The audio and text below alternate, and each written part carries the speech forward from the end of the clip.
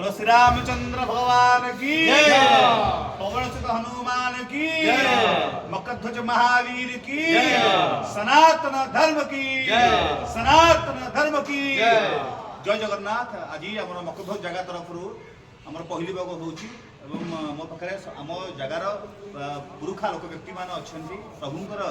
वर्षक थरे महाप्रभुंर पहली भोग होता है स्वतंत्र भोग आज्ञा कहना सहस्रशा पुरुषाय सहस्रसाख्यम सहस्रपात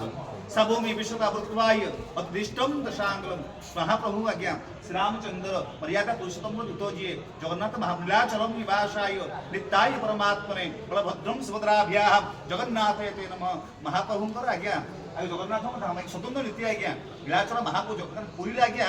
16-12 मास 13 पर्व 13 पर्व आज्ञा महाप्रभु पहली भोग नीति आज्ञा अलग प्रति जगार आज्ञा पहली भोग टे आगू आसबे टे बढ़िया कौन कह नीतिकांति कौन कहूँ आसुना भाई सकाल भोर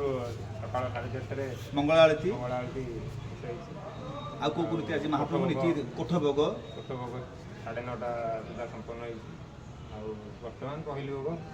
बर्तमान महाप्रभुंर पहली भोग है समस्ते आमर जगार समस्त सदस्य मैंने आसते निमंत्रित अतिथि मैंने आसता मो नना एठार पुरोहित तो श्री रामचंद्र भगवान की जय, जय जगन्नाथ, जय जगन्नाथ, जय श्री राम।